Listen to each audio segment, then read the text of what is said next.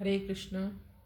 श्रीमद् भगवद गीता के इस दिव्य पाठ में आप सभी हरिभक्तों का स्वागत है।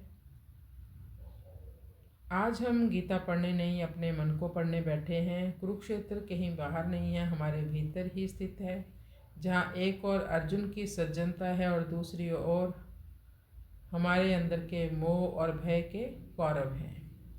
जब मन उलझता है तभी श्री कृष्ण बोलते हैं, आइए अहंकार बाहर रखकर और श्रद्धा हृदय में रखकर बैठे, ताकि श्लोक केवल कानों तक ही नहीं, हमारे जीवन तक पहुंच जाए या हृदय तक पहुंच जाए।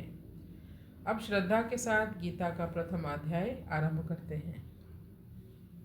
धृतराष्ट्र उवाच धर्मक्षेत्रे कुरुक्षेत्रे संवेतायुयुत्सवः मामकः पांडवाश्चैव किं कुर्वत संजय।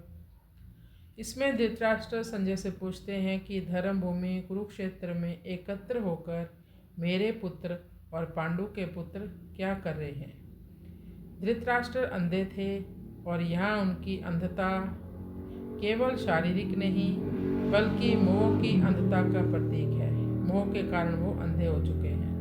वे धर्म जानते हुए भी अपने पुत्रों के अन्याय का पक्ष लेते हैं। मामका यानी मेरे और पांडवा यानी दूसरों के। वो पांडवों को कोई और समझ रहे थे। यह शब्द हमें सिखाते हैं कि अपना पराया का मोह ही संघर्ष और दुख की जड़ है। कुरुक्षेत्र वास्तव में हमारे जीवन का प्रतीक है। हर दिन हमें सही धर्म और गलत अधर्म के बीच निर्णय लेना पड़ता है। धर्म या अधर्म, सही या गलत के बीच में निर्णय लेना पड़ता है। जब मनुष्य मोह, पक्षपात और स्वार्थ से अंधा हो जाता है तब वह सत्य होते हुए भी सही निर्णय नहीं ले पाता। इसलिए जीवन में निष्पक्ष होकर धर्म और सत्य का साथ देना ही शांति और कल्याण का मार्ग है। हरे कृष्ण।